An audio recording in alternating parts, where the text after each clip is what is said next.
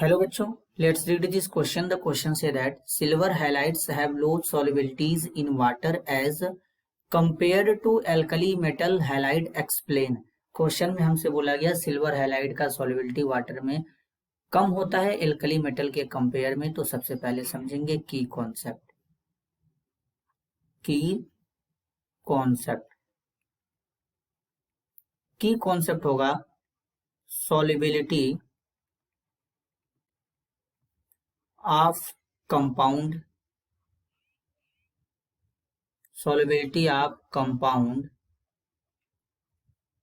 in water।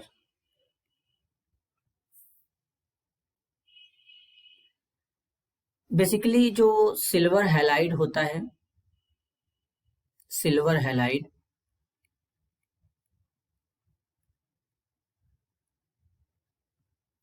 have low solubility in water, low solubility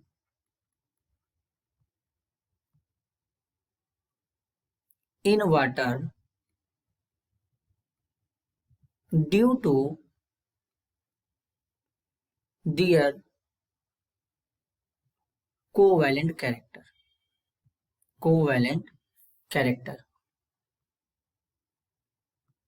कहने का मतलब है कि जो सिल्वर हैलाइड होता है इसके पास कोवैलेंट कैरेक्टर होता है, जिसके कारण वाटर में सॉल्युबिलिटी कम हो जाता है। अब अगर आयनिक कंपाउंड की बात करेंगे, जैसे एल्कली मेटल हैलाइड। अब एल्कली मेटल हैलाइड जो होते हैं जैसे कि MX हो जाएंगे, M हमारा मोनोवैलेंट कैटायन, जैसे कि यहाँ पर सोडियम प्लस हो जाएगा, पोटेशियम प्लस हो जाएगा, ये सब हो जाएंगे हमारे एल्कली मेटल में। तो जैसे कि यहाँ पर अगर मान लें NaCl है तो NaCl वाटर सॉल्युबल होता है, क्योंकि NaCl जो होता है ये अपने आयंस में ब्रेक हो जाता है Na प्लस और Cl माइनस में। लेकिन अगर यही बात करेंगे जो AgCl मतलब Ag हैलाइड होता है, सिल्वर हैलाइड जो होता है AgX, इसके अंदर कोवैलेंट कैरेक्टर पाया जाता है। तो कोवैलेंट कैरेक्टर पाए जाने के कारण इसका सॉल्युबिलिटी कम हो जाता है। अब बेसिकली जो वाटर होता है, वाटर एक पोलर सॉल्वेंट होता है, क्योंकि वाटर में अगर बात करेंगे तो ऑक्सीजन हाइड्रोजन के बीच में इलेक्ट्रोनेगेटिविटी डिफरेंस होता है। हाइड्रोजन पे पार्शियल पॉजिटिव चार्ज होता है, ऑक्सीजन पे पार्शियल नेगेटिव चार्ज होता है। तो यहाँ पर इलेक्ट्रोनेगेटिविटी डिफरेंस के कारण जो वाटर होता है ये पोलर सॉल्वेंट होता है। तो इसलिए पोलर सॉल्वेंट है, तो यहाँ पर एक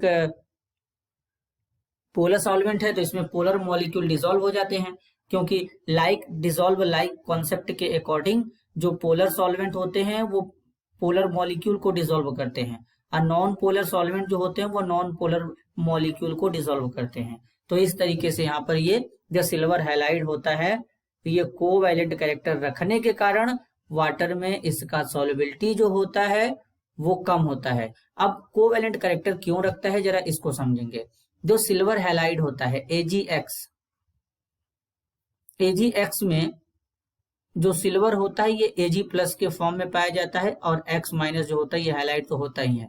अब बेसिकली जो Ag प्लस होता है सिल्वर का एटॉमिक नंबर 47 होता है। अगर कॉन्फ़िगरेशन यहाँ पर इसका देखेंगे आउटर इलेक्ट्रॉनिक कॉन्फ़िगरेशन, तो यहाँ पर 4d10 होता है, 5s0 और 5p0 होता है। इस तरीके से ये इसका आउटर इलेक्ट्रॉनिक कॉन्फ़िगरेशन है। इसका मतलब इसमें अगर देखेंगे तो जो इलेक्ट्रॉन है वो डी सबसेल में भरा जा रहा है, और डी सबसेल में जाने के कारण डी इलेक्ट्रॉन जो होते हैं ये स्क्रीन कर देते हैं न्यूक्लियर चार्ज को कुछ इस तरीके से। वी नो दैट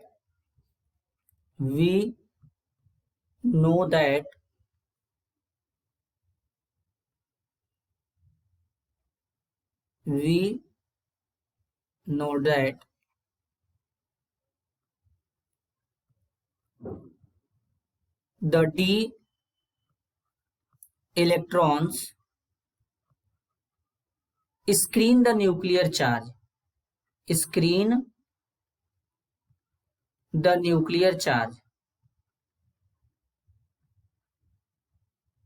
जो डी इलेक्ट्रॉन होते हैं न्यूक्लियर चार्ज को स्क्रीन कर देते हैं from the outer electrons less effectively from the outer electrons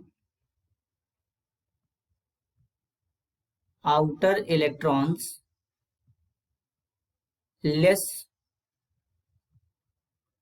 effectively. Therefore,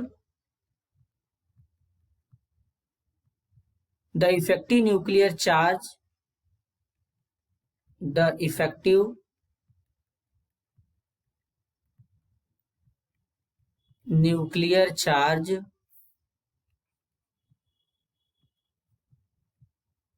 experienced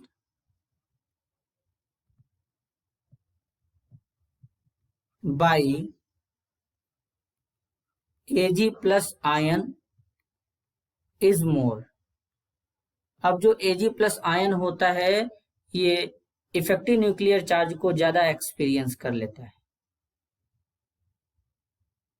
जिसके कारण ये चेंज हो जाता है आयनिक कैरेक्टर से कोवैलेंट कैरेक्टर में, और इसलिए इसका सॉल्युबिलिटी जो होता है वो वाटर में कम हो जाता है। तो इस तरीके से इसका ये प्रॉपर एक्सप्लेनेशन होगा। This is your answer. I hope you understood it well. All the best.